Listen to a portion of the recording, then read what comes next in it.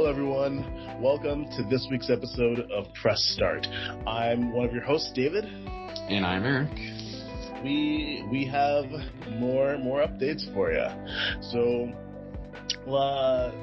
it's been kind of a quiet week, but we picked out some of our favorite little bits of news to bring to you guys. I have a couple things to share that are near and dear to my heart, at least franchises that are near and dear to my heart, and Eric has some stuff to share, so we will get into it. I'll start. So, it's the 19th. I mentioned this in one of our other episodes, and what I'm going to talk about is Pokemon Unite. So I mentioned before it's a 5-on-5 MOBA game where you pick five different Pokemon. There's a timer that counts down. The matches are really short. They're 10-minute matches, and you score goals. You hit to break the other team's goals, all while trying to survive in a mishmash of chaos and all sorts of stuff. But the cool thing about Pokemon Unite today is we're getting a new Pokemon. Pokemon Unite is getting Ho-Oh, one of the legendary birds from the second generation of Pokemon, Gold and Silver.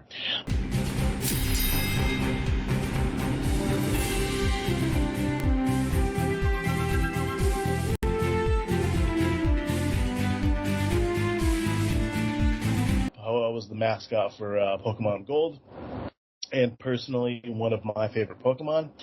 And he there's no gender assigned. It's a mythical bird. But in Pokemon Unite, the role of Ho-Oh is a defender.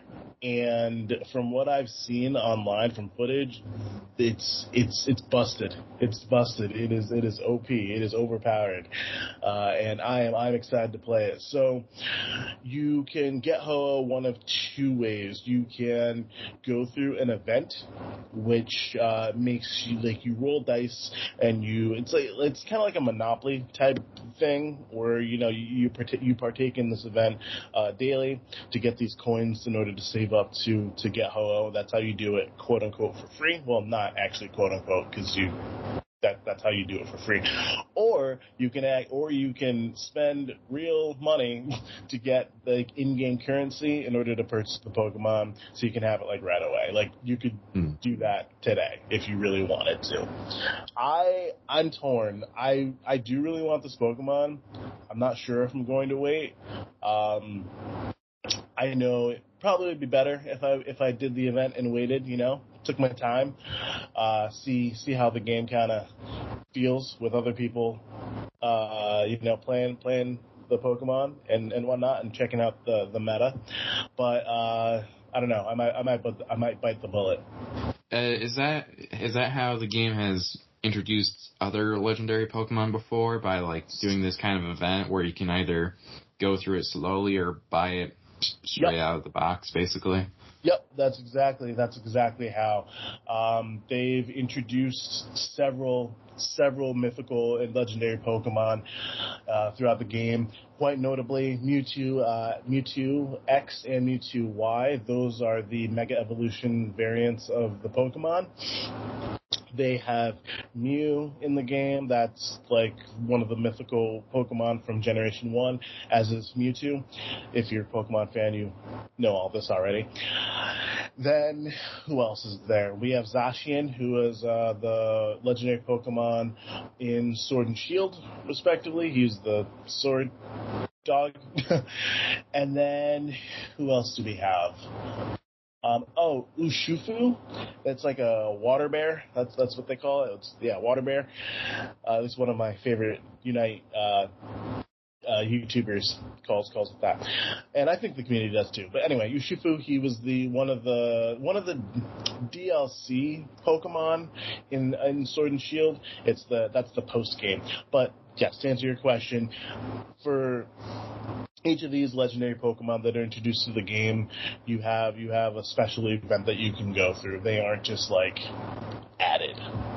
So it's kind of like a pay-to-win system then, if you can just buy the Pokemon instantly instead of going through and doing everything first?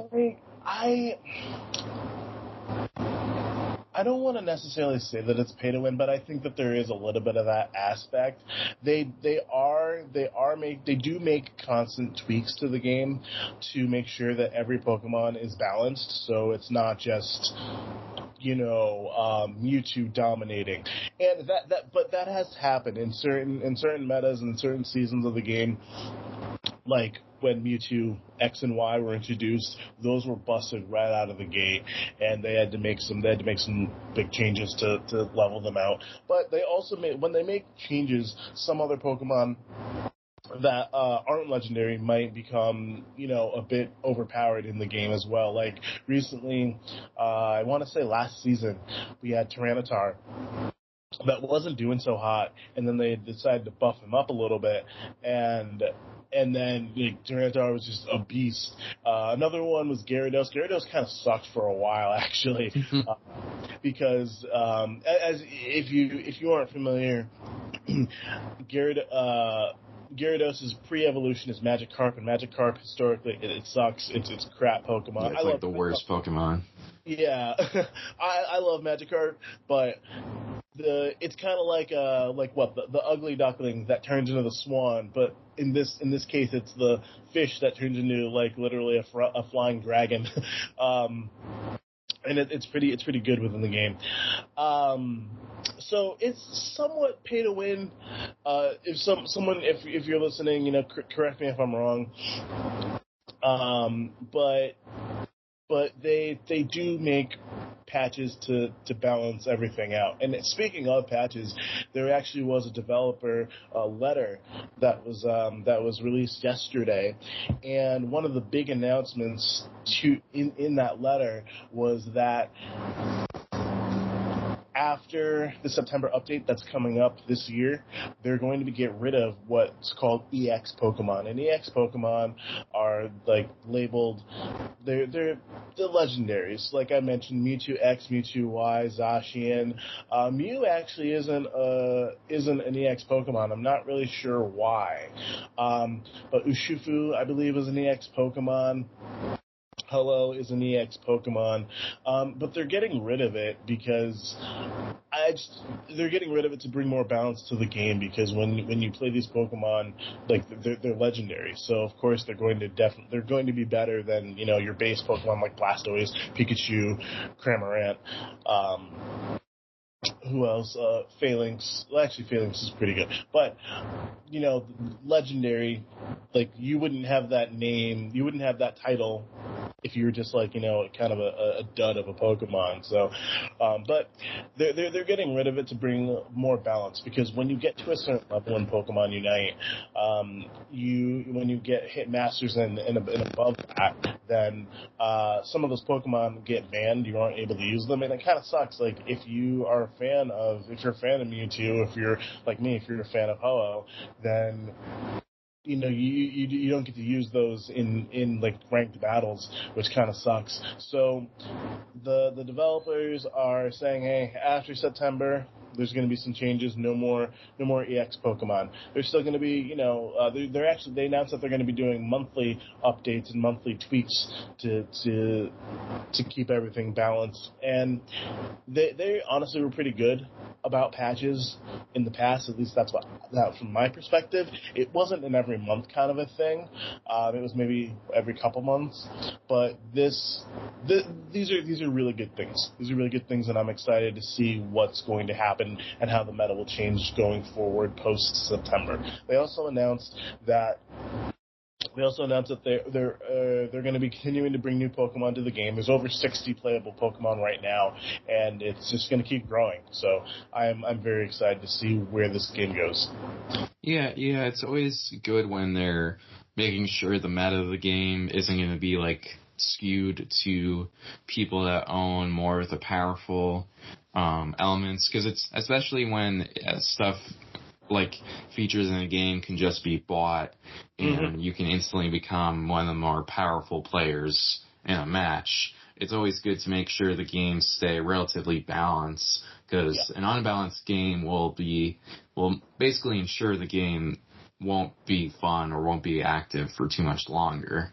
Yep, and if it's not active and if you don't have players, that means that your game's going to go under. Yeah, and a lot of games have gone under that route.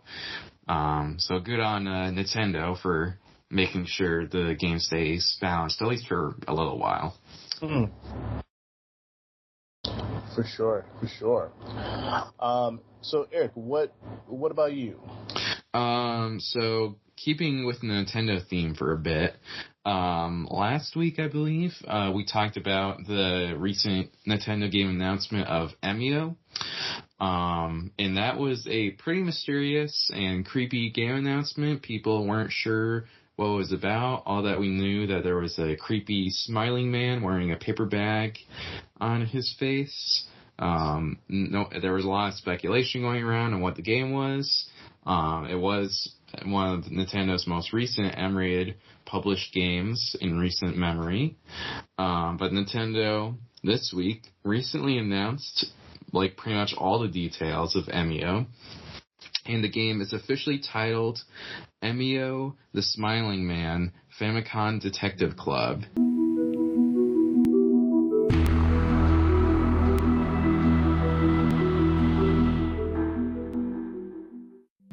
And if people aren't sure what that means, the Famicom Detective Club was an old, kind of, I guess you can call it an RPG, a text-based RPG game, way back in the early days of Nintendo.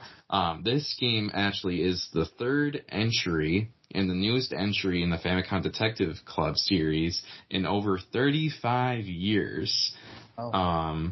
So it's pretty crazy that Nintendo is kind of dusting off an old IP after all this time, especially being an M-rated version of it. In terms of other details, gameplay-wise, it's basically a version of more of those modern anime graphic-inspired mystery and text games where you go around talking with people and trying to solve mysteries by just interacting with people, and maybe some slight puzzles every now and then, but it's more just talking with people, what was that horror game, Doki Doki Literature Club, or the Phoenix Wright series. It's kind of designed that way in terms of gameplay. Like the Ace Attorney. Oh wait, that's literally Phoenix Wright Ace Attorney. yeah.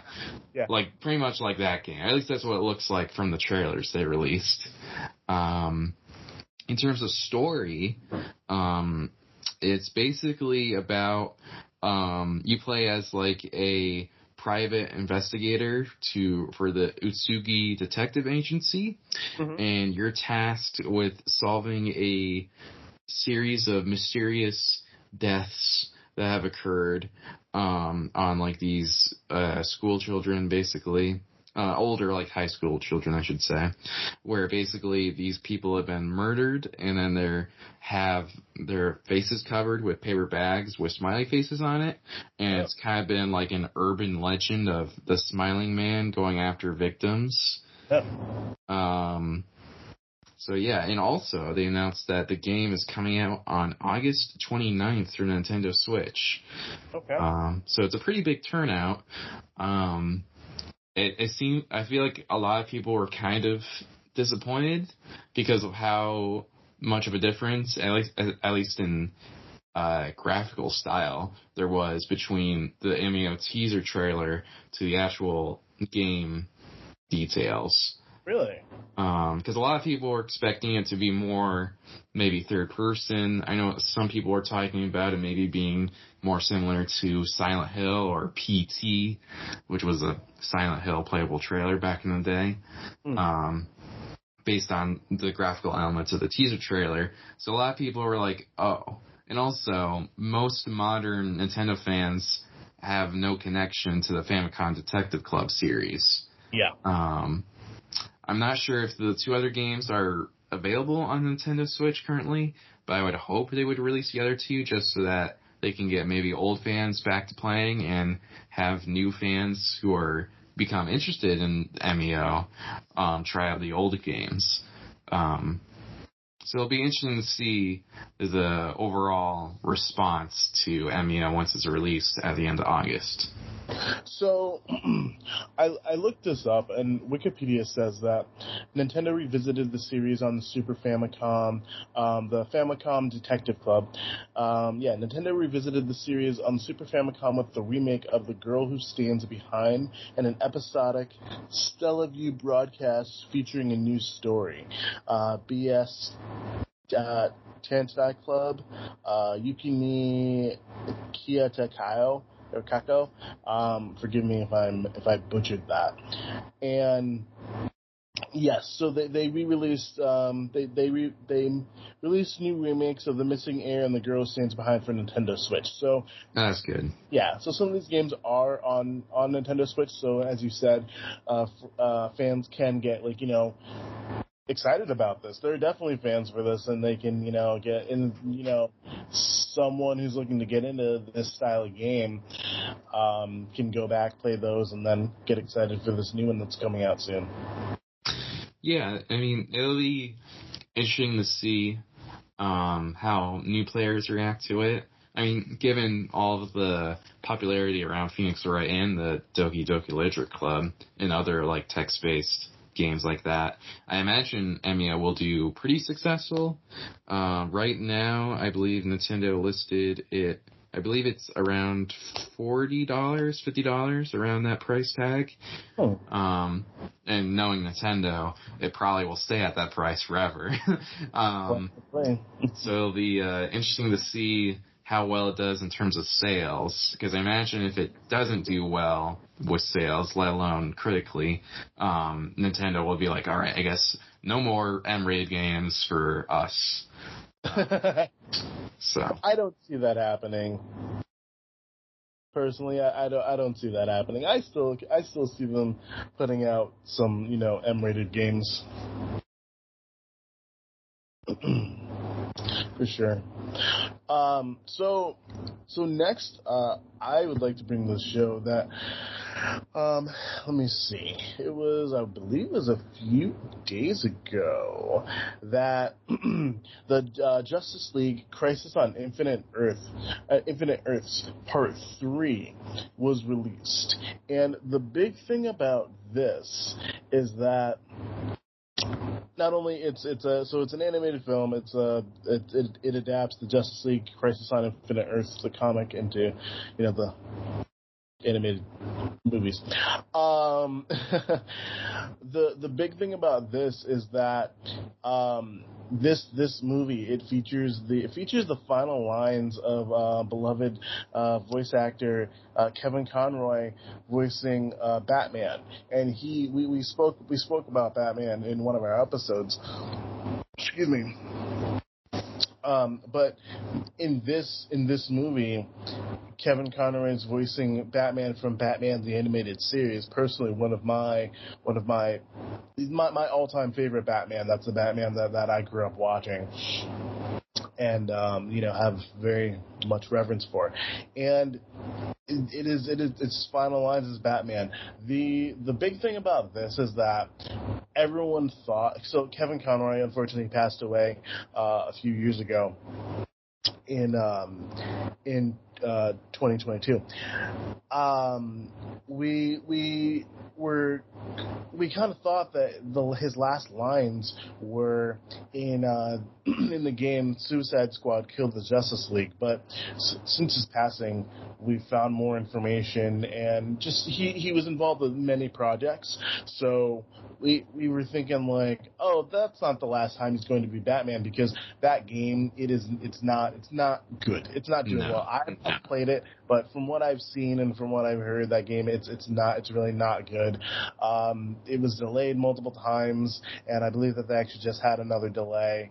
But they actually had an announcement that Mr. Freeze is coming to the game. It's actually not Mr. Freeze, it's Mrs. Freeze. Really? Yeah. Apparently, okay. A lot of people were expecting it to be Nora, like Mr. Freeze's wife, because in the comics, she was revived and she became a villain known as Mrs. Freeze. Okay. Or Mistress Freeze. But it's actually, they said that it's just an alternate version of Mr. Freeze, who's a girl, who is also a lesbian. So, there's that. Okay. I mean, that's cool. Sure. Yeah. Okay. Anyway. Yeah, so but that game, it's just not doing good. And I'm not really sure like what they I don't know. I don't know what they're. It started off as one thing, and then it kind of became a live service game, and people weren't happy about that, and then it's just kind of gone off the rails. Yeah, a lot of people were upset because it's set in the Arkham universe. Oh, that yes. And like, Batman does appear in it, and like, not to spoil the game in it, but Batman is like. I mean, in the game, Batman Arkham games, Batman's able to take out pretty much the entire Suicide Squad members, with like one hand behind his back. But then in this game, they're able to just take him down like whatever with just guns. And people are like, really? That doesn't make sense. But it's just not good. And people were really let down because the Arkham series is held in very, very high regard. So we were excited. Hey, another game, but like in the Arkham universe, what could this be about? And then they kind of just like took a crap all over it. But yeah.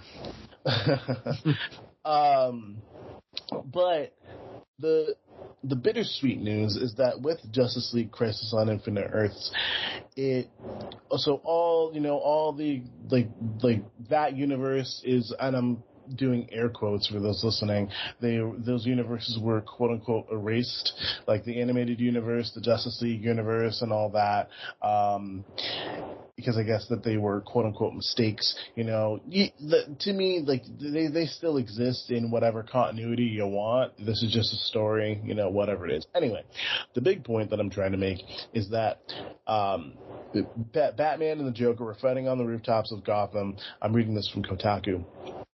And in their final moments, Conroy, as Batman, utters the lines, and these are I believe his final lines. He says, "I care, Joker, about," I'm not going to do the voice, but about justice, and if it has to end, at least I go out like this, being Batman. Which is,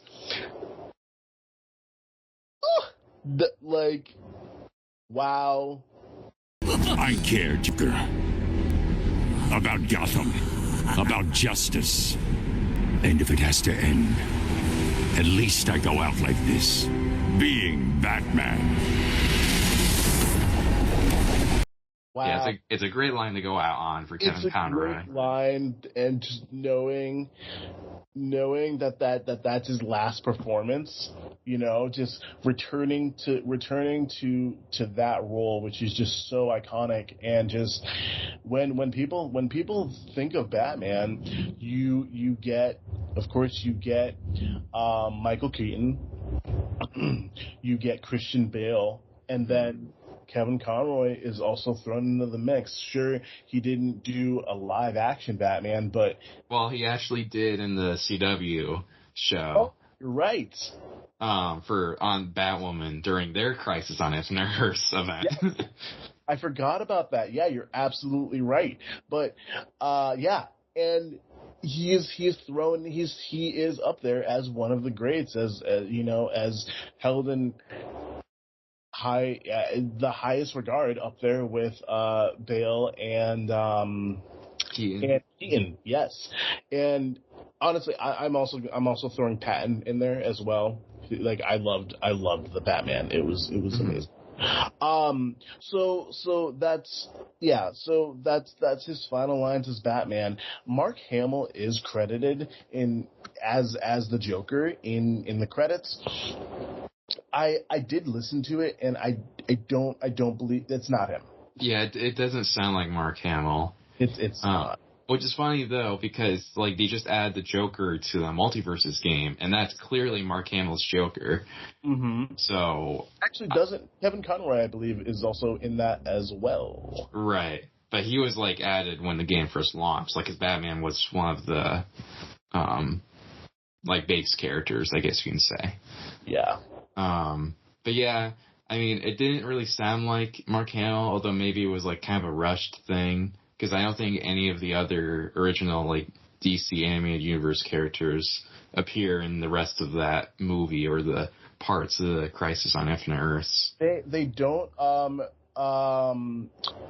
Batman Beyond's voice actor is Willie Fredley, I believe his name is. Or no, Fred. Oh my goodness. Let me look this. But he reprised his role. I do know that. Yeah. Let me see. Will Fredley. Did I call him Willie? I think I did. I did. My bad. I don't know. He might go by Willie. Maybe William. Who knows? We'll just call him Bill. Oh, yeah, Bill. But yes, Will Fredley he voices Terry McGinnis, who is Batman Beyond, and he was also in Infinite Crisis on Earth. Batman Beyond is also really sick too. I definitely no. As a kid, I mean, I liked the animated series better, and the New Adventures, which was like the WB version of the animated series. They just continued it, and then Batman Beyond is a continuation of that as well, but it's like set in the future where Bruce is old. If you like Batman, you know what I'm talking about. Yeah. Batman Beyond is dope, but yeah, he was also part of it as well. Yeah, it's sad to see Kevin Conroy go, especially when he was connected to so many DC projects, even beyond the animated universe. Like we said, the Arkham games. And it's also upsetting because, like who's going to be the new main animated voice for Batman now? Because for me, as a big DC fan and a big DC gamer, like a lot of fans have been wondering when the third Injustice game is going to come out. And Kevin Conroy as Batman was a huge player in that series. And with the way that game ended on a cliffhanger, it's like, are they just going to kill Batman off screen now? Or are they going to get someone to play Batman again in Injustice 3 if that game is developed? But it's just like, it wouldn't be the same. Because, I mean, in the Injustice video game series, they brought back a lot of the actors from the animated series of Justice League to reprise their roles. Like, I believe the actress who plays Wonder Woman from the animated series plays Wonder Woman in those games. Same with Superman. And I believe that's pretty much it. I think... No, not Aquaman. Yeah, I think that was pretty much it. But still, it's just going to be very weird not having Kevin Conroy around. I mean, hypothetically, if they talk with his family, I guess Warner Brothers can maybe get the rights to his voice, like to recreate it with AI.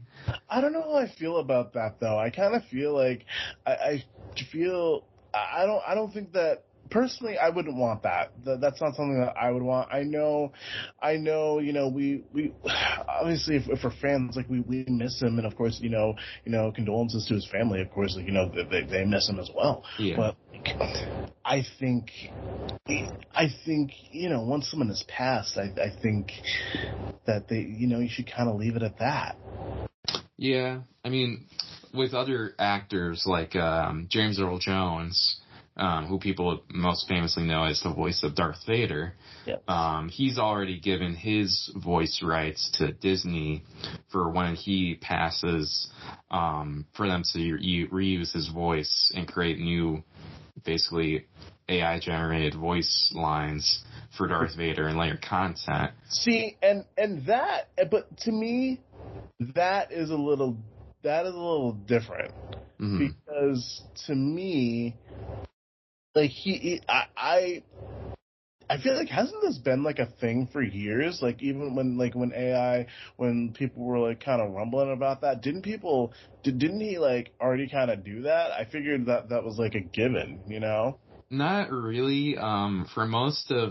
Before Disney bought Star Wars, most Darth Vader iterations, like in games and like minor TV shows and stuff, would be voiced by, I forget the guy's name, but people probably best know him from the parody show Chad Vader, if anyone remembers that. But and until like Disney bought Star Wars, that's when James Earl Jones started coming back to play Darth Vader, like in Star Wars Rebels and Rogue One, the Obi-Wan show, and so on. The Obi-Wan show was good. Yeah. But yeah, I don't know. I mean, I feel like maybe one of the better actors to replace or just fill Kevin Conroy's Batman voice's role would be the actor who plays Batman in Batman Brave and the Bold and the Harley Quinn show. I forget the actor's name. Yes. But he's been doing a lot of Batman content lately, and I feel like he has what's the word? He has like his voice varies. Like he can do a lot of things with his Batman voice. It's very different from Kevin Conroy's, but I think it still pulls off that Batman feel, if that makes sense. I agree. I've been watching Harley Quinn, and I like the voice actor for Batman, Bruce Wayne. Also, just that show in general is really fun and pretty funny. So I think he could, do a wonderful job as the new Batman. That's Diedrich Bader. I might be mispronouncing that name wrong, but that's the guy who plays Batman in the Harley Quinn show and Batman Brave and the Bold. Okay, cool. Well, that's about all I have to bring to the show this week. What about you? So for my last topic, it's a pretty big one, but not a very surprising one. The Hollywood Reporter, yesterday, as of this recording, announced that Paramount's Halo live-action TV series is officially canceled. No. I know. Everyone is crying crocodile tears, around the world.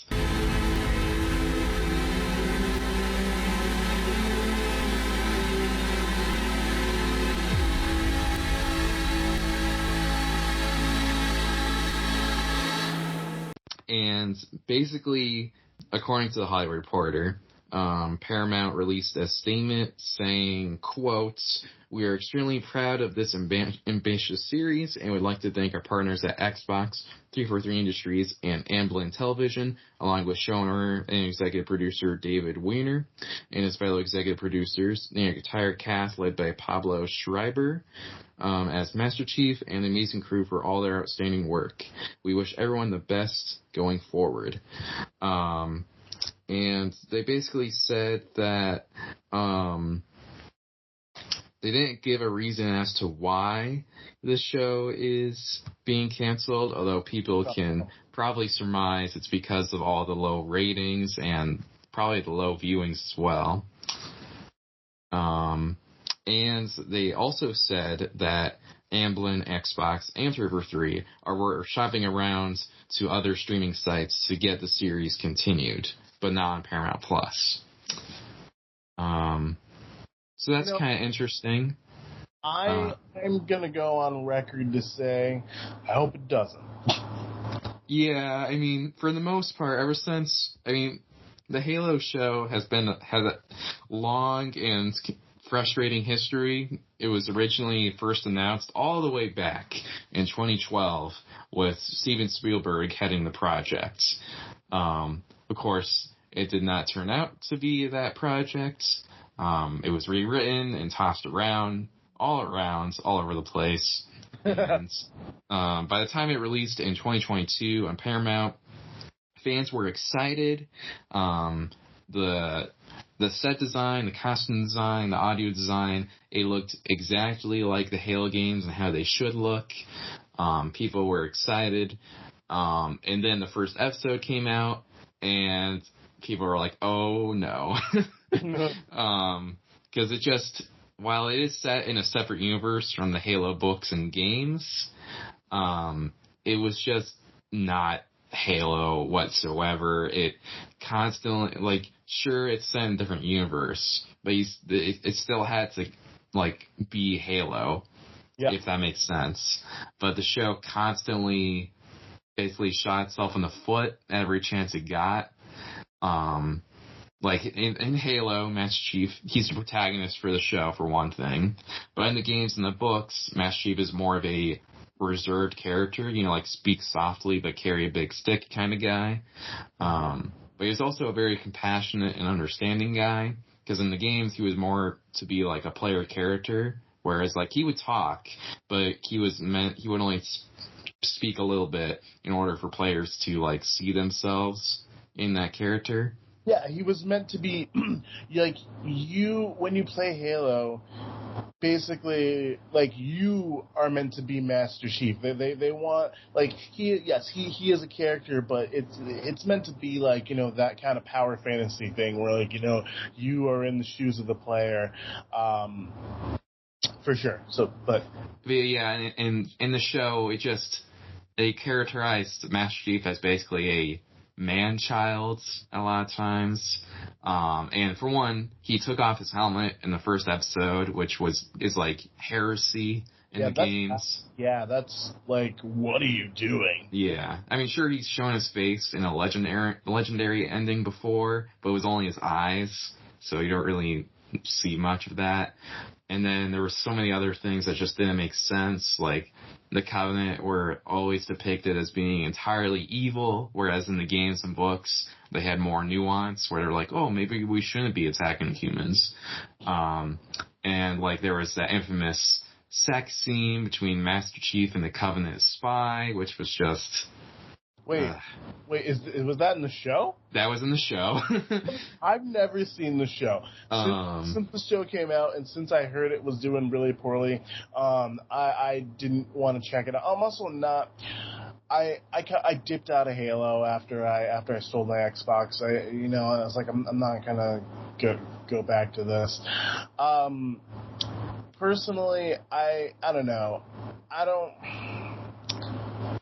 I understand why they're doing it, because, hey, there's money in it, but, like, I feel like they don't need to make an adaptation of every single video game or every popular video game.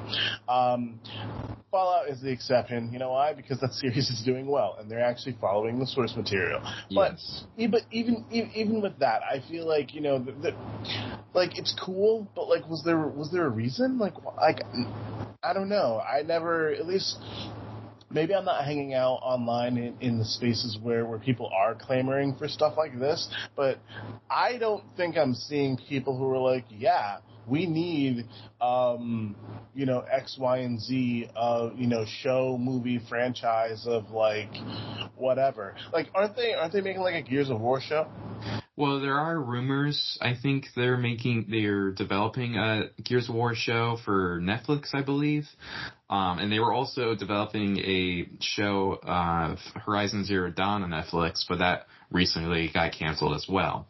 But yeah, I mean, with Halo, for me, as a long-time and diehard Halo fan, like right now, I'm looking at my bookshelf full of Halo books.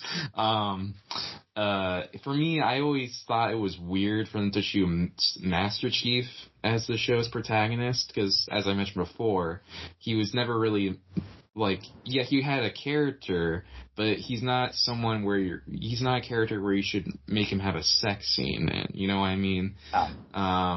Like, if I was the showrunner of a Halo show, I just would have had it be centered around a more human character and have it be depicting one of the many hundreds of human planets that get destroyed in the Covenant War. Because in the show, they do show that, but they don't actually show that. Like, they show the fall of Reach, which is supposed to be the military capital and a huge event in the books and games of the human race, and they say it fell off screen. You don't actually see any humans or civilians or Marines react to the planet getting destroyed. So it's like, what are you doing? And then as the series ends, like, they have the Arbiter, but he's nothing like the Arbiter in the games. Because in the games, I often describe the Arbiter as basically Space Gandhi, if that makes sense. Yeah.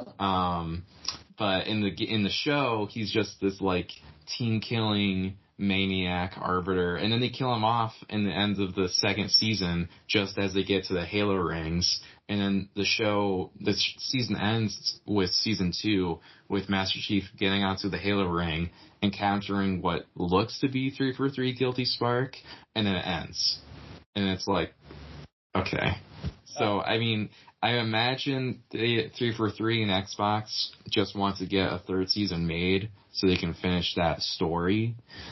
But if I was them, I would maybe invest, if they really want to do a really good live action Halo property, I would invest their resources in making a completely original Halo story. Because I think a lot of people are upset by this was because they chose to adapt Master Chief, but they also wanted to have they wanted to have their cake and eat it too. Like, they wanted to have Master Chief, but then they also wanted to make him like Jon Snow from Game of Thrones, where he'd be like yelling at people and having sex with people and stuff. And it's like, that's not Master Chief. Like, you can make an original character in Halo and do that, but just don't make it, because that's why a lot of people are upset. And even like other characters, like they had Captain Keyes, who in the games sacrificed himself on the Halo ring fighting the Flood, but in the show he just gets killed basically off screen by some random Covenant, and he didn't even get to the Halo ring. And it's like, what are you doing? And then they introduced the Flood too. I'm kind of going on a rant right now. But they introduced the Flood, but they didn't even bring the Flood on the Halo rings. It's on some kind of weird asteroid, and then there's also Forerunners there, and it's like, what are you doing? You're rushing everything. But yeah, pretty much everyone in the Halo fan base, when they heard this announcement, was basically cheering for the show to be gone. I mean, it's upsetting that people are losing their jobs and everything, but Microsoft just needs to look at all the other successful game adaptations and try and understand why theirs failed and go off from there, I think. Yeah, I agree. I definitely... I got the vibe that they were, trying to turn Master Chief into some sort of like a bro-ish kind of like savior hero kind of, and even in the games, he doesn't really take on that role. He kind of takes it on reluctantly. Yeah, he's a very reserved character. He's very humbled. Like, he doesn't enjoy, like, he'll do the job. Like, he doesn't take, like, in one scene in the show, he, like, brutally murders an elite by, like, punching his face into a pulp. Whereas in the games, Master Chief would just, like, shoot him and move on. He wouldn't actually take enjoyment from killing things, Yeah. Yeah, it seems to me just like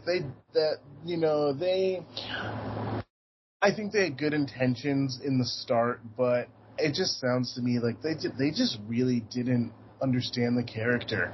They didn't really understand the character, the story.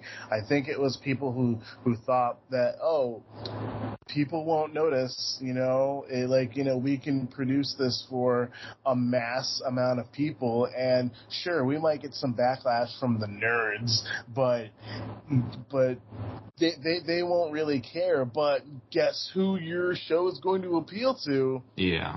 The nerds, and man, let me tell you, we are very detail specific. We notice things, if something isn't quite up to snuff, then yeah,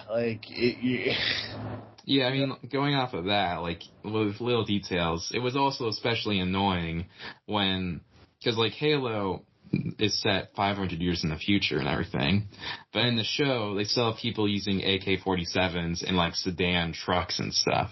So it's like, really? Like, I get all your budget went into, like, the CGI of the Covenant and stuff, but can you at least design some kind of new-looking weapons instead of just being like, we're just going to get this AK-47 from the billions of cop shows that are out there, Yeah. But I mean, not to say that people haven't enjoyed the show. Like, I've met a lot of even kids and other young people that this was their introduction to the Halo show.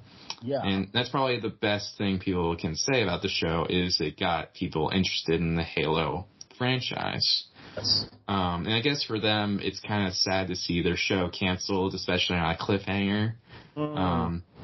So I guess in that regard, hopefully, maybe they just get a third season out and then be done with the Silver Timeline, as the show is called. But yeah, I mean, like you said, like if they are making a Gears of War show adaptation, I hope they take a lot of the wrong paths they took with Halo and learn that to make Gears of War a good show. Yes. I hope so too. And I hope going forward that they get people in the writer's room or wherever they need to be who can actually guide these people that want to make all this money off these shows in the right direction. Cite the source, use the source material. Like it's not just there for for its health. It's there for a reason. You can reference it and use it. And I understand that studios may want to try something different, or hey, we'll take this in a new direction to try to create a quote unquote original thing. You just follow the story. Yeah, I mean, when the first season was coming out, they announced like the showrunner never played a Halo game, which for me was just bad marketing, because then you're just going to make all the Halo fans upset going into the show. Like, why would you announce that? That's not something. Yeah, I don't know. That was a weird thing to say, but. I mean, not to say that people who haven't played these games or watched these shows or read the books can't make a good story in the universe. Like you said, though, I mean, just having at least some reference or some basic knowledge of, like, the themes and the storytelling methods and the character dynamics of any video game when you're adapting it is good. Because, I mean, as you said, like, with the Fallout show, you can tell everyone who worked on this show loves the Fallout franchise. Down to the character writing, to even the set design and weapons and audio effects. And that's been successful. Right now, they've been saying that's been one of Amazon's most successful shows of all time. And apparently, they're going ahead with it so quickly. Like, I believe a lot of the actors are getting, and the writers are getting Emmy nominations, which is crazy for a pop culture franchise. Because even like Star Wars shows, their actors never get nominated for Emmys. So that's saying something. That is definitely saying something. Wow. Yeah, no, I've watched like maybe 20 minutes of the first episode. And it was really cool. Like, Walton Goggins is a dope actor. I forget the female lead's name. I know her name is Lucy in the show, but I forget her actual name. But I was interested, I mean, granted, I only watched 20 minutes and I haven't gone back, but it's definitely a show that I would revisit 100%. Yeah, and I can't really say the same for Halo other than just looking at it and being like, this is what you don't do when adapting something. Yes, I 1000% agree. Not to say, like, this shouldn't dissuade Microsoft from attempting to adapt other things in live action form. I mean, arguably, Halo could still be adapted in like a movie or something per se. Same with Gears of War. And that Minecraft movie is still coming out next year with Jack Black starring. Although that one's going to be more interesting because Minecraft doesn't really have a story to tell, and it's a live action adaptation. Well, I feel like it could be like a Mario Brothers situation where they could take Like, where people were like, oh, could they take one of the stories from one of the games or one of the plots from one of the games and adapt it?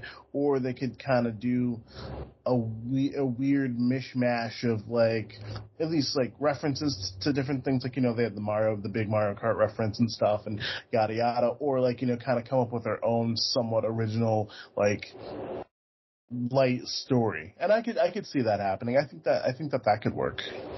Yeah. I mean, Microsoft has a lot of IPs, but even with its games, it just needs to make sure that it takes care of them correctly.